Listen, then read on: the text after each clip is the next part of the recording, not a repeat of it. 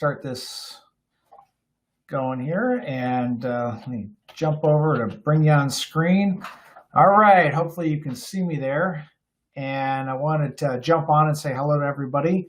I guess we're going in now to what would this be now? Our third week of working exclusively from home. And it's interesting, you know, we get out for about 20 minutes, about 12 to 12:30, and take a little lunch break. We go out to the backyard and actually see sunshine. So hopefully, we'll have another 3 to 4 weeks of this, and life will start to get back to normal a little bit. And if you're joining me tonight and you weren't on last night, I want to tell you a little bit about what Julie's mom, Joyce, is doing. So Joyce is, you know, she's been taking care of our Avelle, which is our 6-year-old, soon to be 6-year-old. And she takes care of her during the day and she homeschools her, etc. And so she's stuck at home. So she's on lockdown at her house over in Sun City. And she's been incredibly bored. So she came up with a really good idea. What she wanted to do is to try to make some masks for people so that they would have their own customized masks. So she went online and she did a little research, and she figured out that she could order certain fabric that would have the same properties of what the actual medical masks are, and they would be washable. Now, I'm not claiming that I'm telling you that these are medically tested. I'm not, but she's made a couple for the family. I only have mine to show you now because Avelle grabbed hers back, and Julie's got hers, but I'll show you mine real quick because I had a special request to Joyce. So you'll see this one here.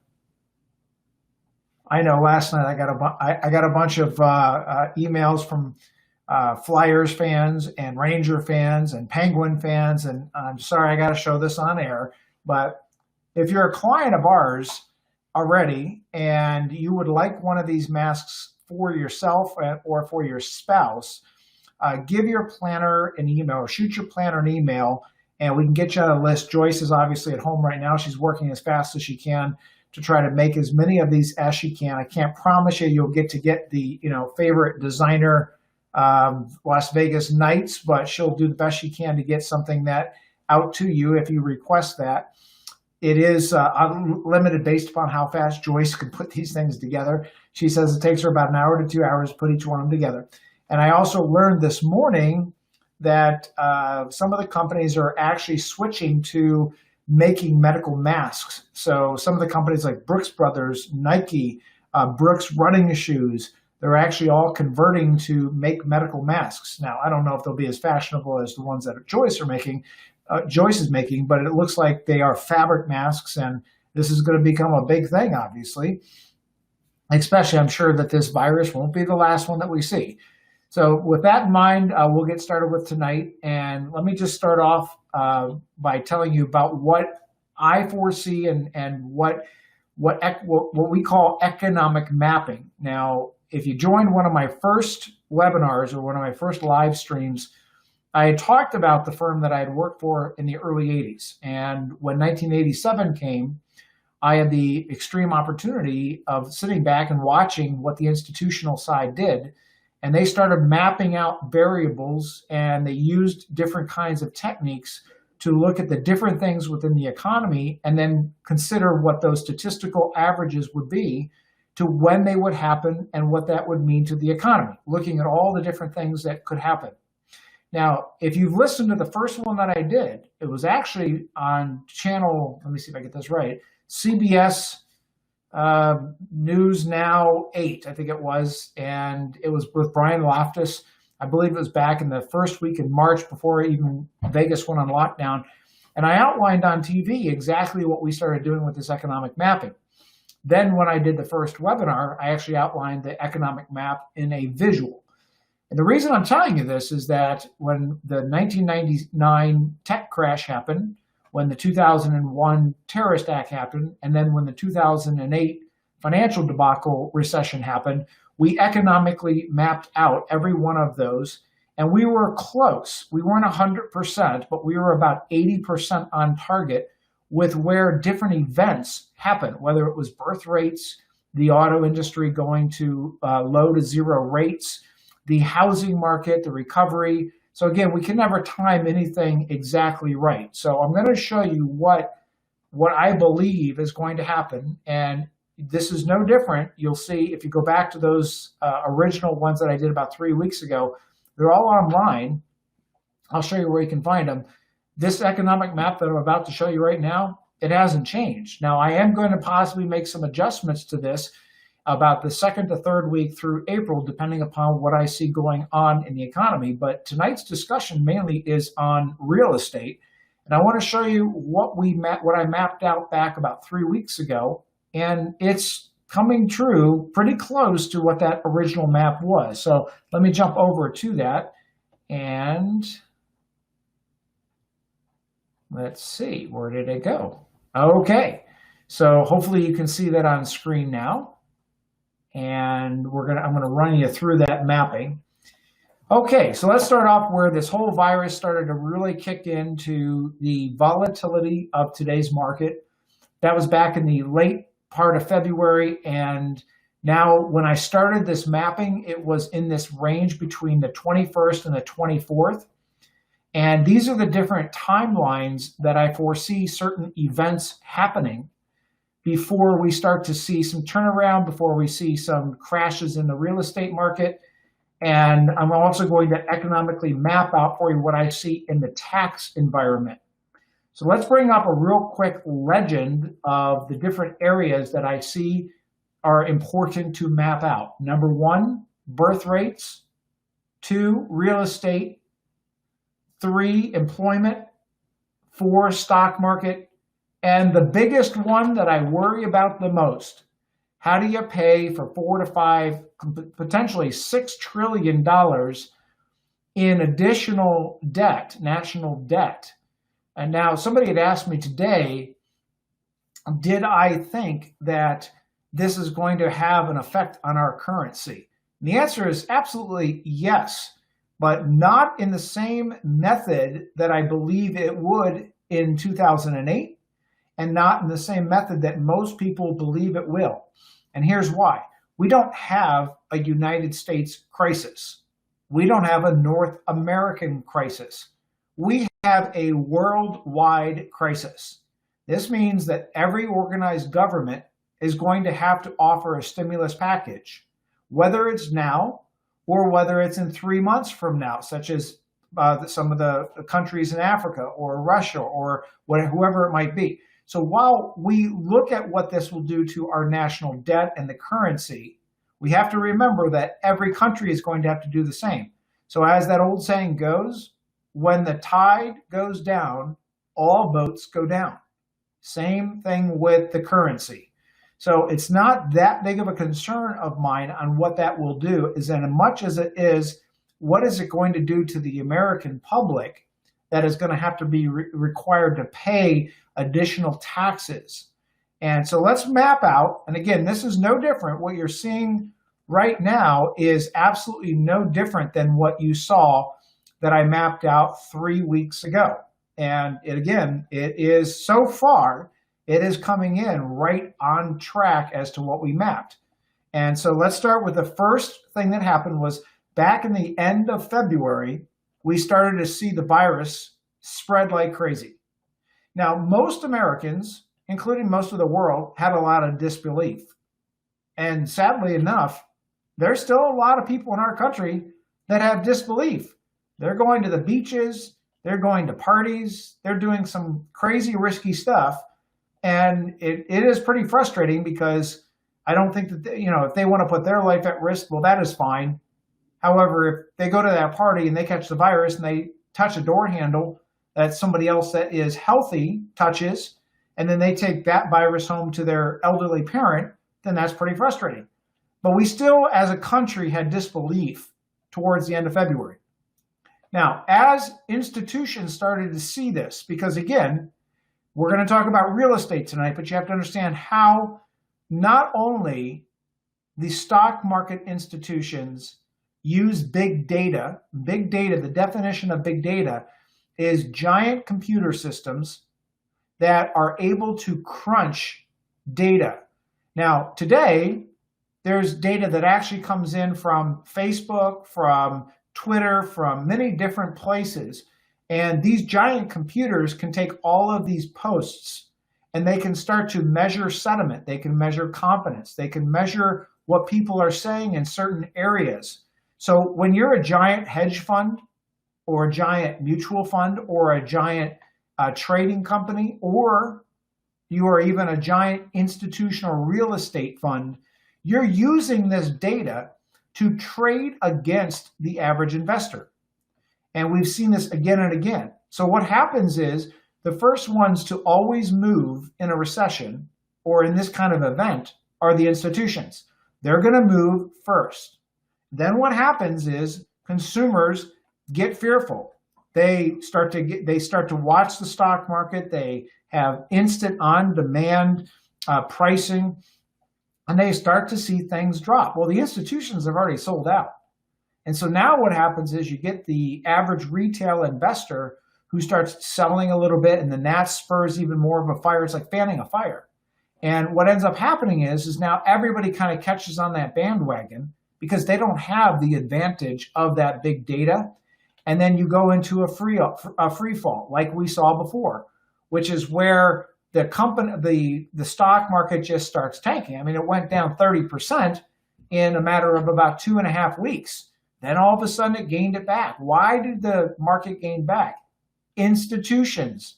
They're measuring the data. They're measuring those downsides.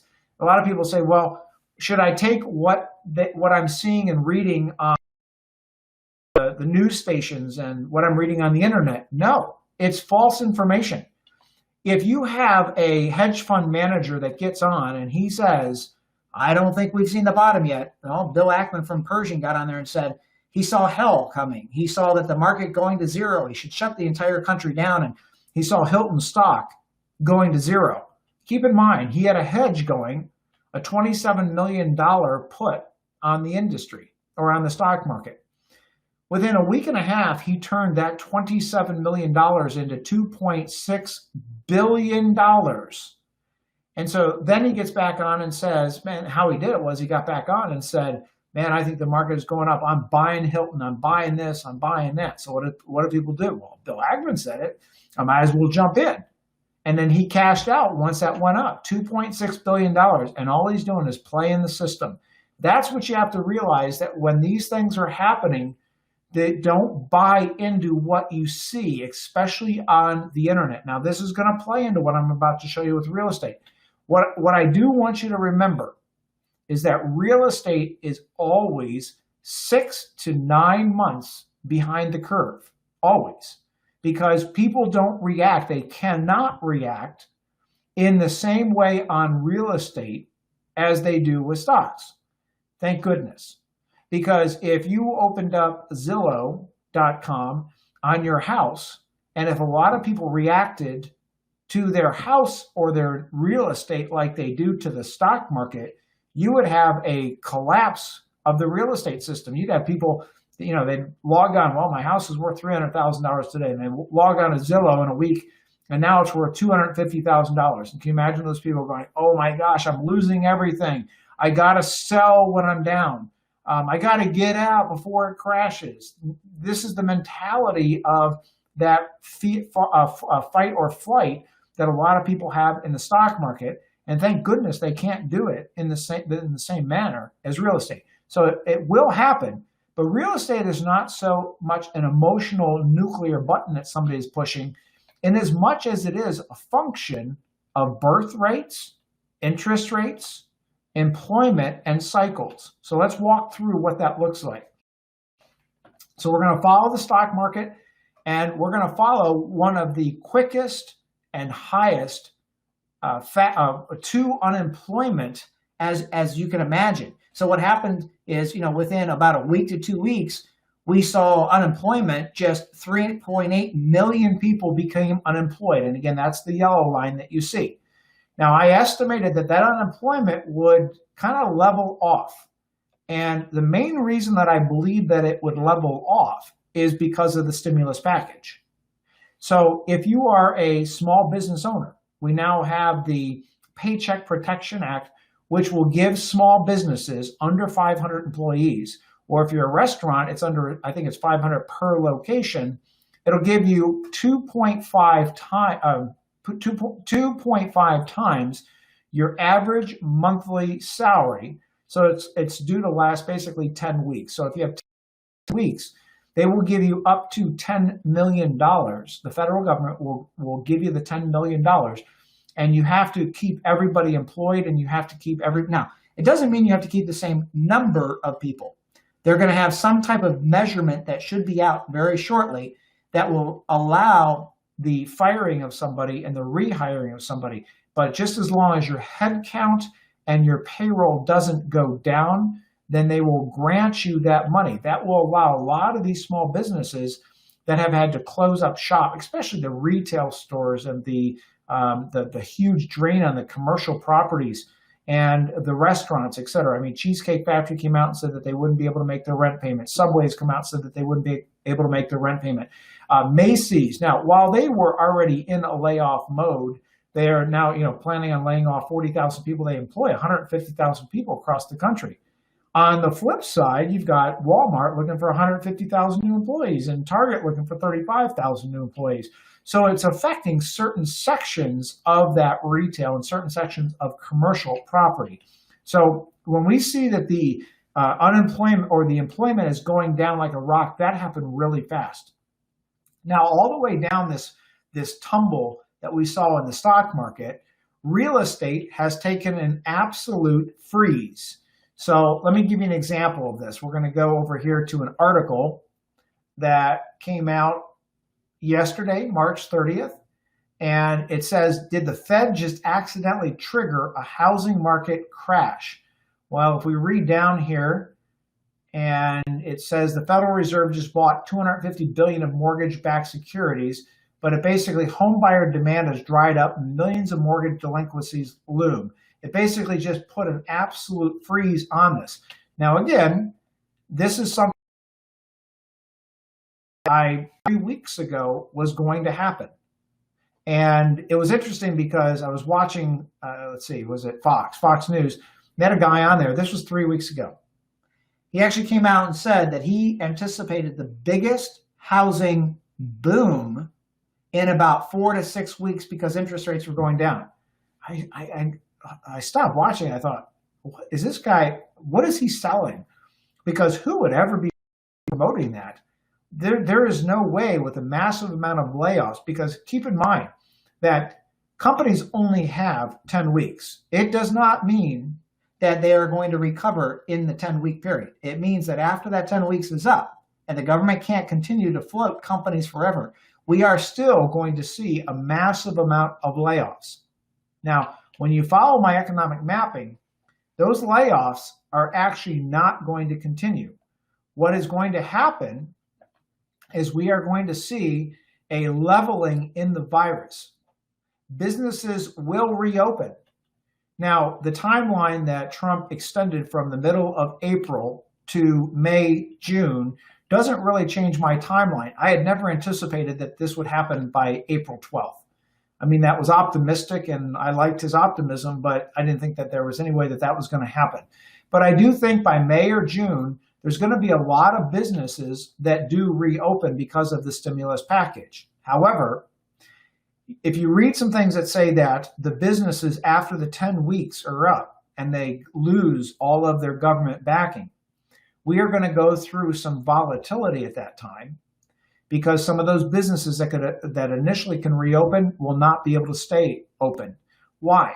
Because you don't have a confidence level. Like, here's an example. You could open up movie theaters. Are you going to feel comfortable without a vaccine to go sit next to somebody in a movie theater? Of course not.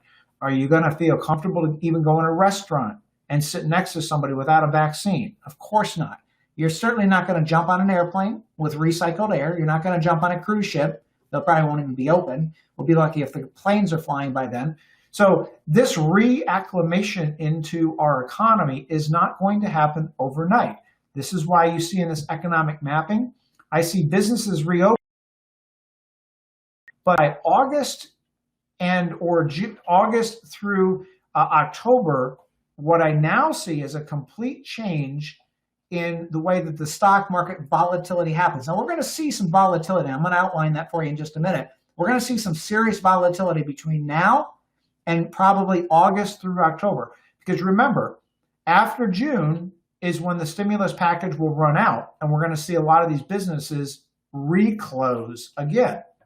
So we're going to see, once a lot of these businesses open up, we're going to see a spending spree. This is going to give us a false positive reading. It's going to be a false positive reading.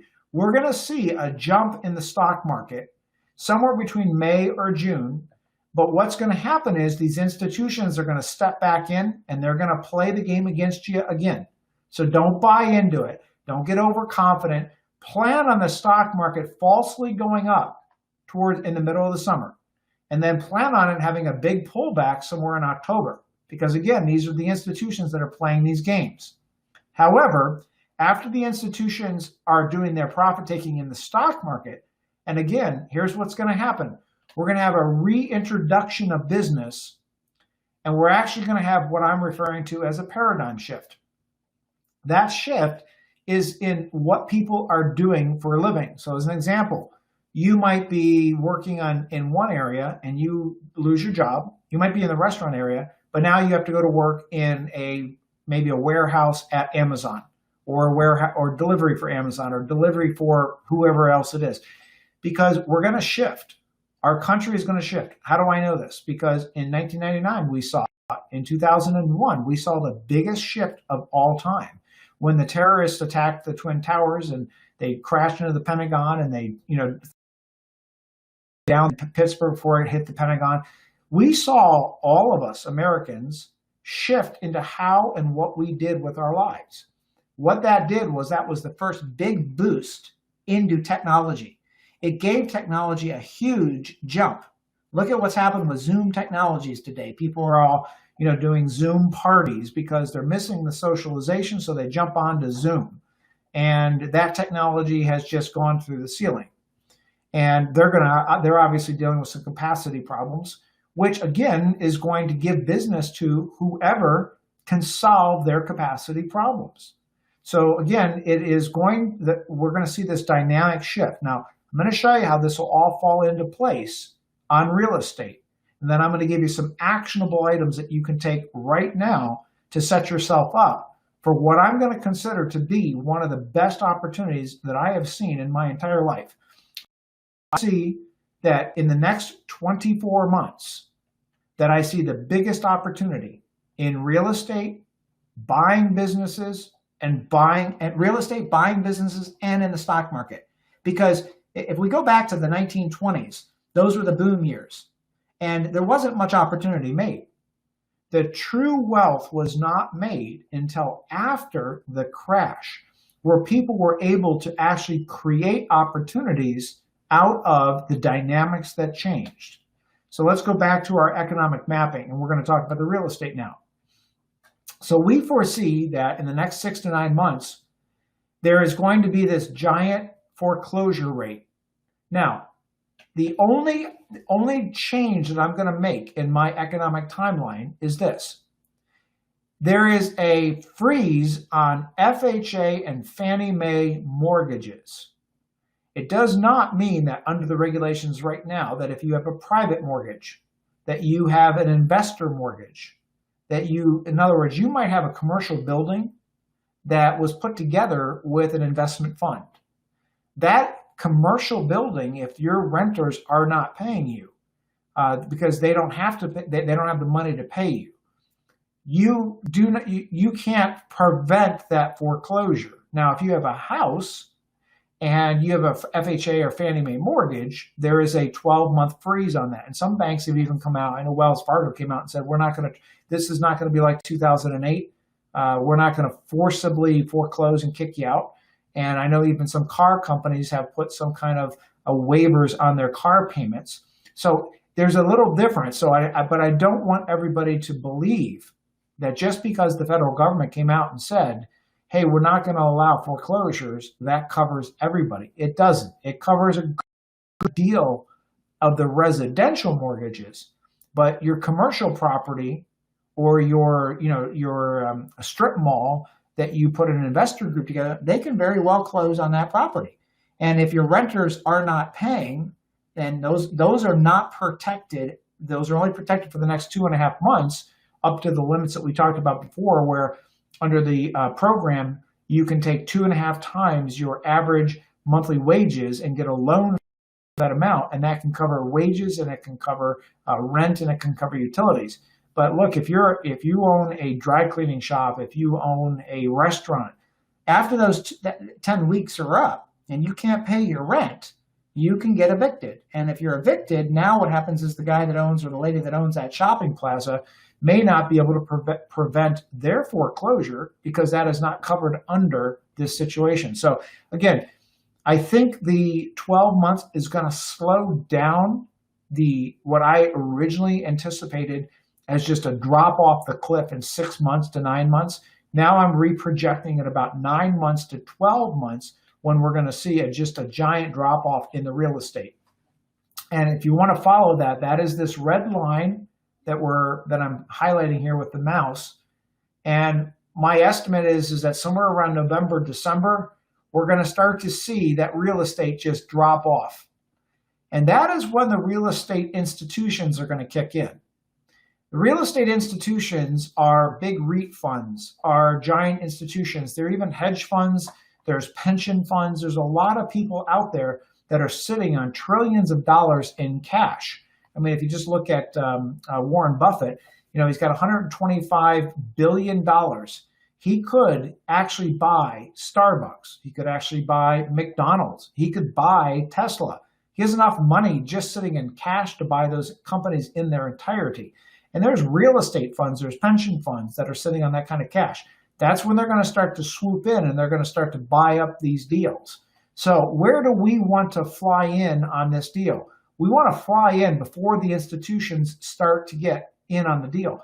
And that's not going to be until they feel they're getting in at the lowest possible price. So if you look back, I think that somewhere around first quarter of 20 is really when we're going to see the biggest dip in real estate.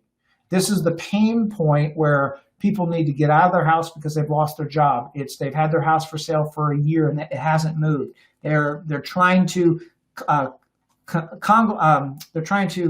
group together. We saw this in 2008, and in 2008, people were coming to me and they'd say, "Well, I have a rental property. People will always need to rent." No, they don't. What they will do is they will congregate into smaller groups. We saw this in 2008. The younger people, the 20 to 25-year-olds, the ones without children. So those people that might have a single apartment by themselves, they might now move in with 2 or 3 other people to share the rental expense, and they might sleep on couches and they might sleep on floors. We saw this in 2008. So if you have 3 people moving into a 2-bedroom apartment, the question is, what happened to the other 2 places that they lived in? Right, they go vacant. And then all of a sudden people have to drop their rents to attract new people to come in. And that doesn't happen overnight. In addition, when those people move out, especially in the times that we're looking at, rental properties are going to take a lot of cash because when they move out, typically you're going to have to replace carpets, paints, damage just to get it rentable. And then you're going to have to drop the rents. So we're going to see this drop. In my estimate, somewhere here between January is going to probably be what my best guesstimate is, and March of next year. However, what you don't want to do is you don't want to just sit in the background here at the beginning of this recession and say, I'm going to wait to do something. And here's why. The sources that you're going to use to do something are not going to be as available in a year from now as they are today. Here's an example, and now we're going to get into the economic modeling and what you can do with the real estate. Let's say that we take this point right here in November, December, and January at the end of this year. Let's say that real estate at this point has dropped between 20 to 25%. Now, let me finish out this modeling so you can see where I'm going from here. What my estimate is it's going to take the average American that loses his job due to paradigm shifts. If you join me a little bit late, because I see a bunch of people jumped on, what is a paradigm shift? We've seen this over and over again. We saw it when the terrorists attacked. All of a sudden, home delivery ideas went way up. Home channels went way up. Netflix, back then, they used to deliver the CD-ROMs to your house in a mailbox. That went way up because people didn't want to go to a movie theater. So the things that changed back then are going to change again today, but even in a greater way. If you go back to, say, the 70s. So when I started practicing was in the early 80s. And when I started practicing was in Buffalo, New York. And Buffalo, New York at that time had a very large population of auto workers and steel workers. So back then, it was the Bethlehem Steels and the American Brass and Steels, and they were laying off people in droves. And the unions would sit back and scream and scream and scream. And, you know, the bottom line is that they were able to ship the steel manufacturing overseas to Germany and some other places at a much lower cost. So the people that were in that steel field, that trade, either they went unemployed, never went back to work, or what they did is they got a new education and figured out how to use what they learned in the steel industry. It happened again in the 80s with the auto industry. You probably remember working then, the big scare in the auto industry was what? Robotics. And all of the UAW and all the unions were screaming that they didn't want robots in replacing humans. Well, it's inevitable. The change is going to happen whether we like it or not. And those workers on the line either had to decide whether they were going to try to stop change or whether they were going to learn how to make money with it. That's what I'm saying right now. You can't stop this paradigm shift. You just have to look ahead to say, where is it shifting to? Where can I place money, resources, time, and this way I can profit? And back in those auto days when the robots came in, people learned how to either sell robots to the auto manufacturers, go to work for the robotic manufacturing companies, learn how to write software for the robots, or learn how to fix the robots. Now, that's how people adapted if they wanted to stay in that industry, or they saw it coming, they completely got blindsided, they got laid off, and then it took them 6 months to a year to reacclimate to something else where they could use their skills. Well, this is what we're going to see again. We're going to see those people that are digitally capable of just jumping from one area to another area and profiting in a big way. But then we're going to see those people that fight change and they don't see this coming. They're going to lose their jobs. They're going to lose their houses. And they're going to have to reacclimate into a new paradigm of what is valuable to the human today. Now, that is going to, in itself, take a little while, and this is where it comes into the real estate play. So if we look here on this yellow line, this is our employment.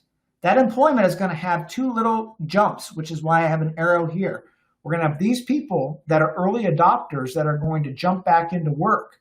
But when they actually start reacclimating here in the middle of 2021, this is where we're going to see a lot of people just jump back into the workplace. Now, again, during this period of time, you're going to see none of this is straight lined.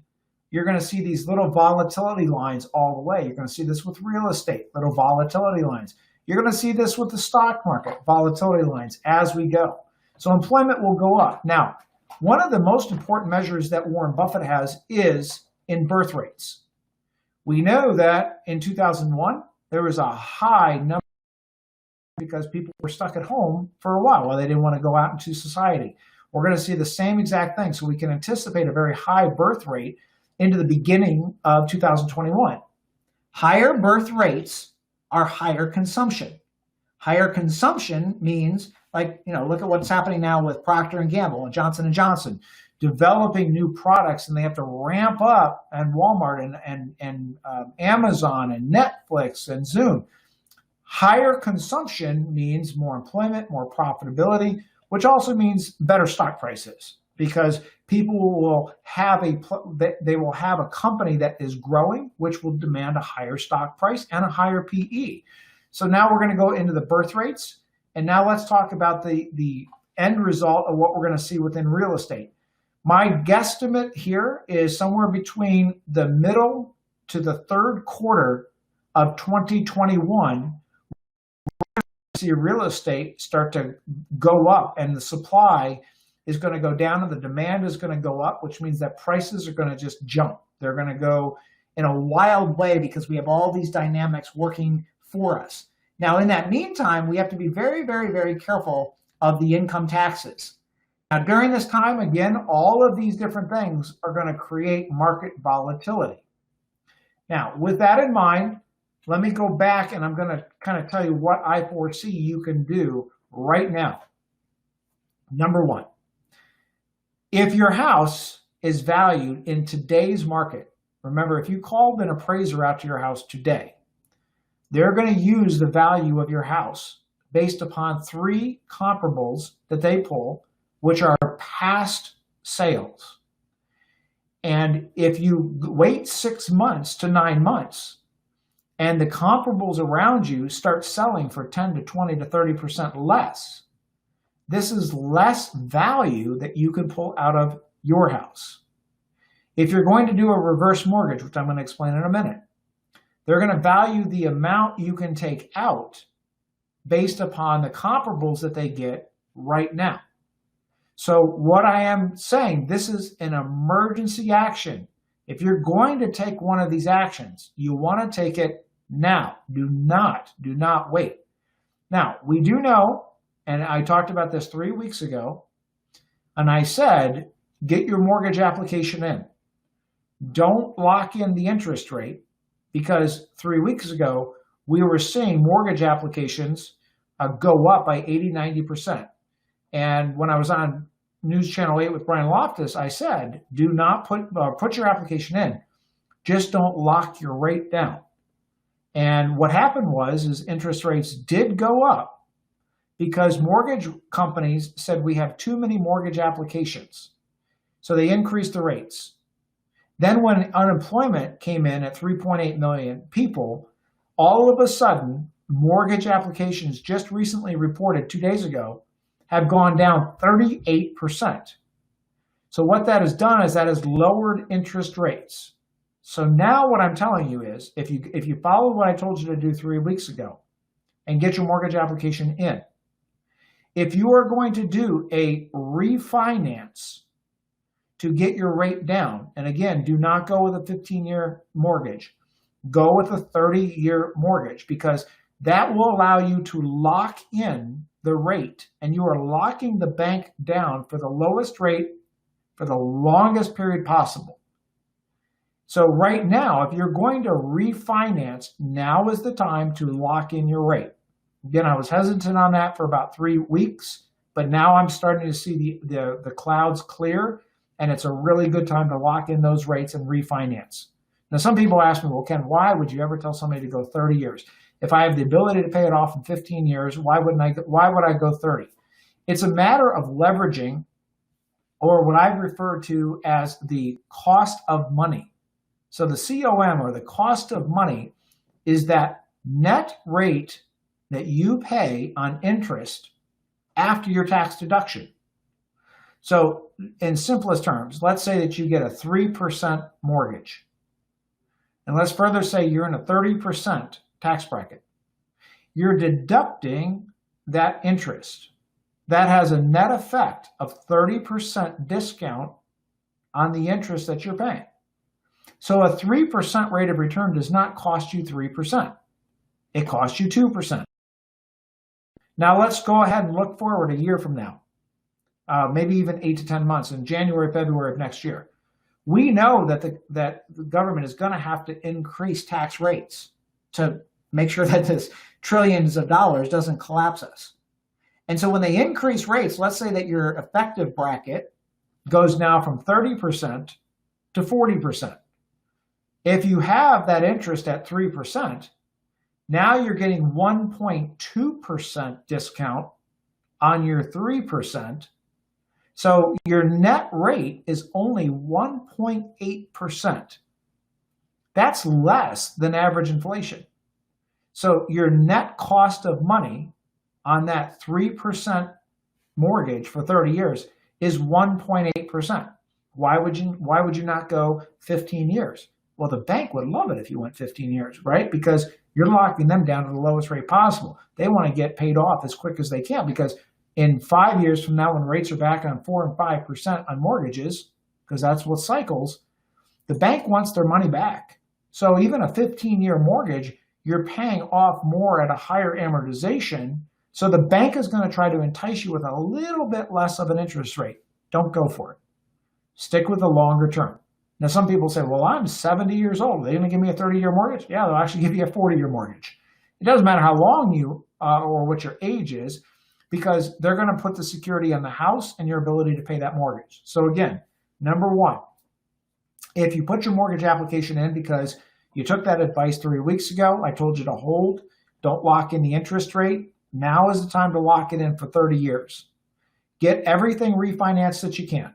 If you've got auto loans, if you've got credit cards, if you've got whatever those non-deductible high interest rate expenses are, put them into the mortgage. Now, here's a little caveat though. Make sure that you have enough fixed income. If you have a pension plan, Social Security, and that's enough to meet that mortgage payment, because the last thing I want to tell you to do is refinance your credit cards and your auto loan inside your mortgage, and then you can't afford to pay your mortgage and you lose your house.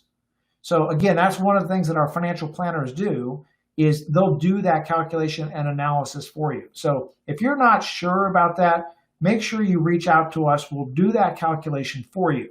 So again, 30 years to lock it in now. Now, what if you're sitting here going, well, Ken, look, I don't really want to refinance. I just want to take advantage of this giant opportunity that might come up in the real estate market. So let's talk about two things. One is risk, and the second is how you do it. So if you take what's called a forward mortgage, and let's say you're going to prepare yourself. So what you're going to do is you're going to get an appraisal on your house. You're going to get a home equity line of credit, or you're going to get a forward mortgage. Now, what you might do right now is you might just bank that mortgage. So put it into a CD. Maybe it's a 30-day revolving CD. Put it into a money market. Put it into something safe that's liquid and has zero risk. Please, please, please do not borrow on your house to invest in the stock market. I'm not suggesting that in any way. Again, remember my rule. Do not buy variable investments with an expectation to pay a fixed expense. All right, so now let's go back. What we're going to do is we're going to borrow some equity from the house. We're either going to get rid of some high interest debts. We're going to spread that out as long as we can. If we don't have a refinance, what we want to do is we want to take out the equity that does not exceed the amount of fixed income that you have coming in to make that mortgage payment. Bank it for now. Remember, we don't want to look at this real estate market for another 6 to 9, even possibly 10 months from now. But why you want to do it now is because you're going to get more equity out now, because your house is worth more now than it will be in 6 to 9 months. Bank it. Now what you're going to do is this. Now, you're going to start looking for real estate.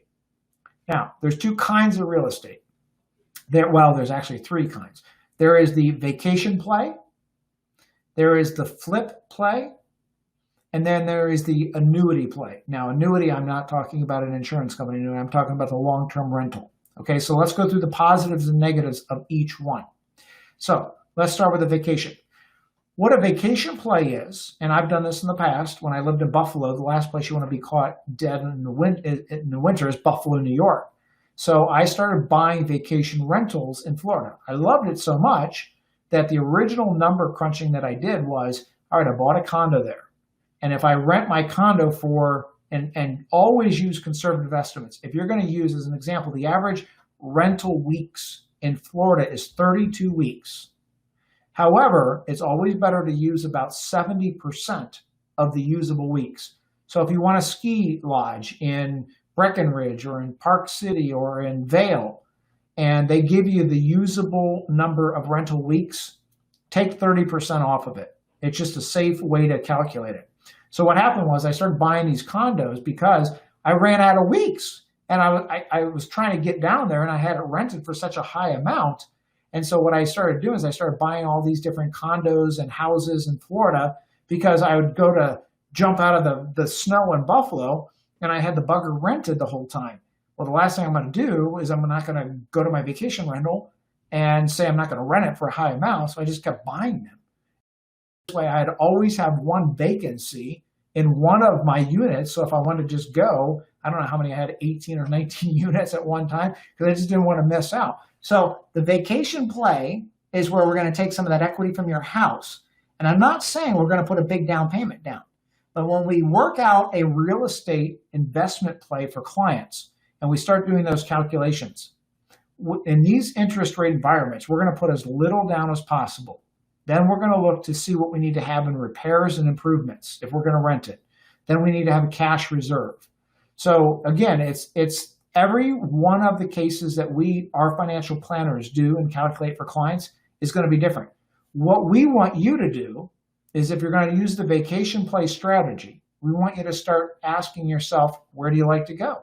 Where do you like to vacation to? Am I a skier? Am I a boater? Am I a beach person? Where is it you like to go?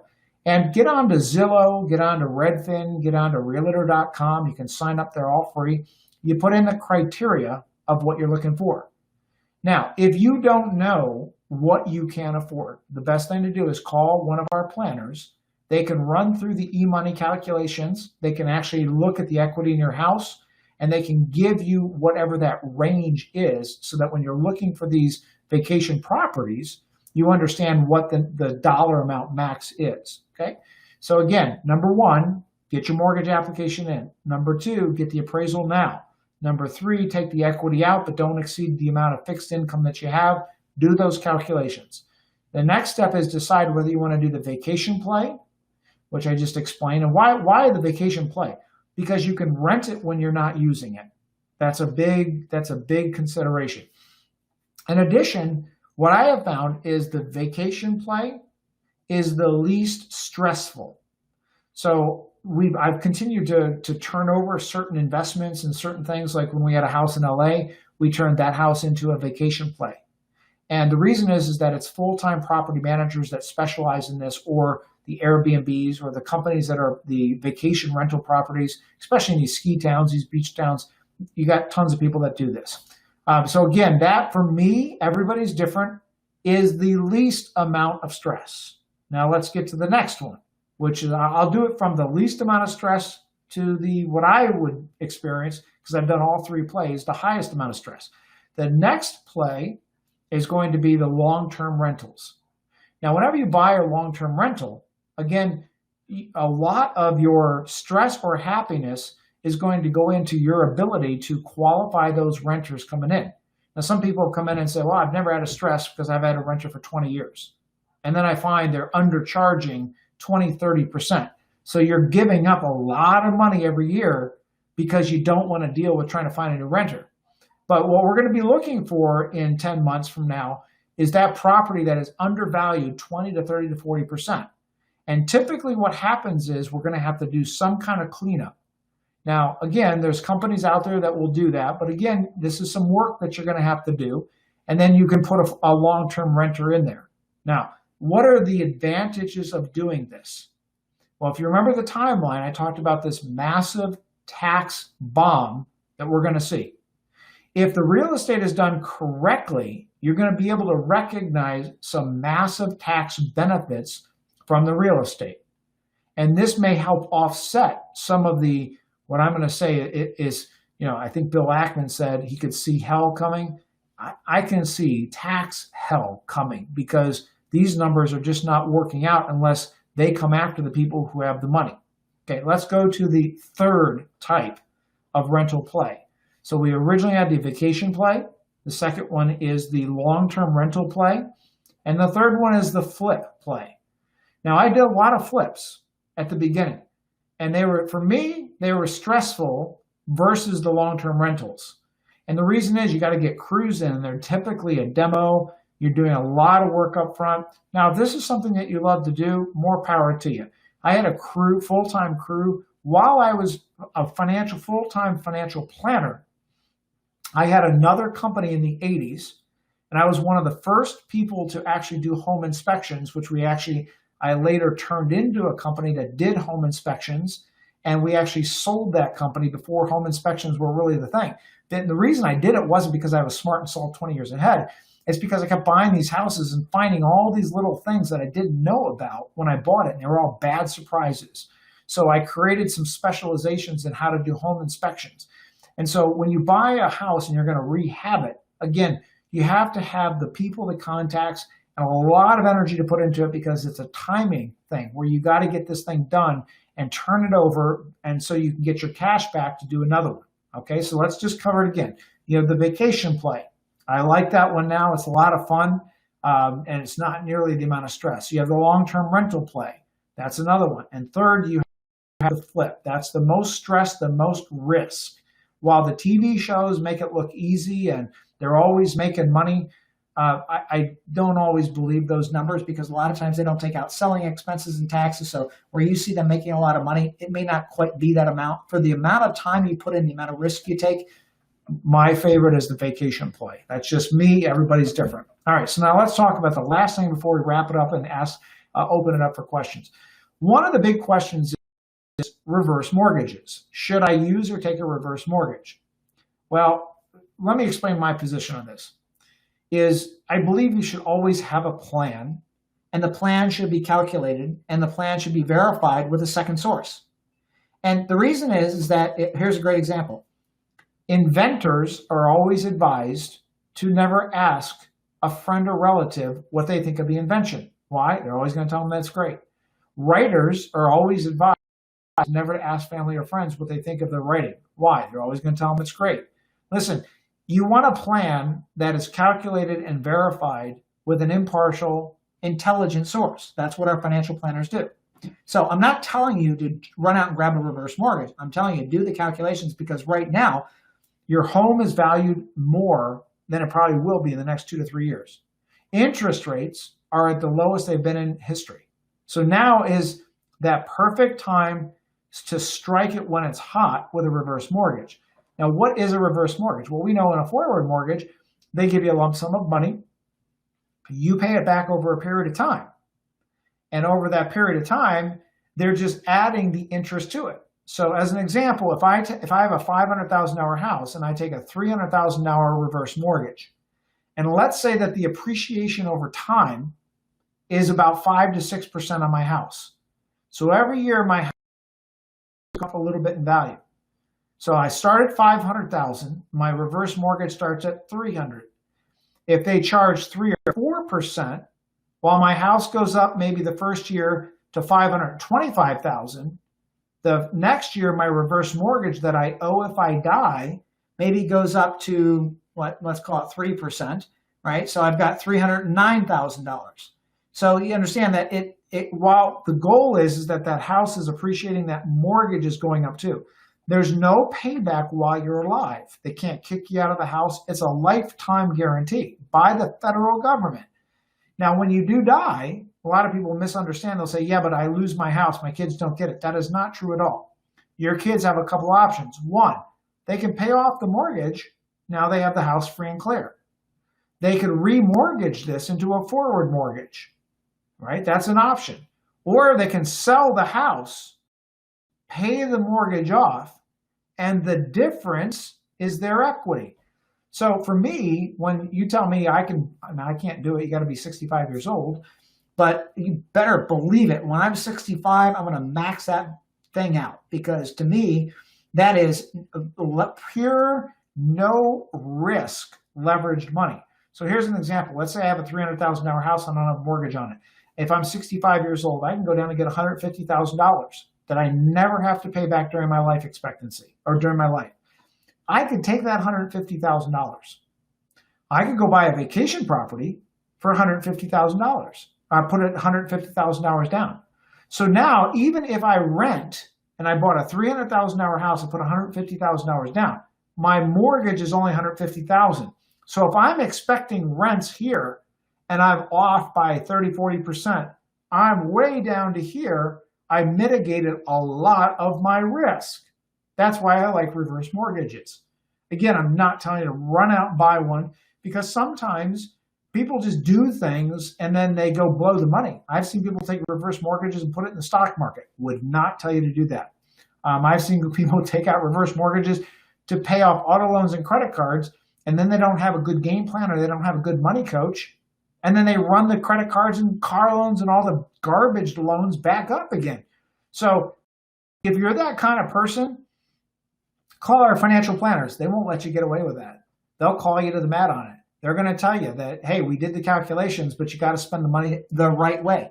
Invest it so that you have some output to it. Now, what is the other factor that I even considered here? What's the fun factor, the enjoyable factor?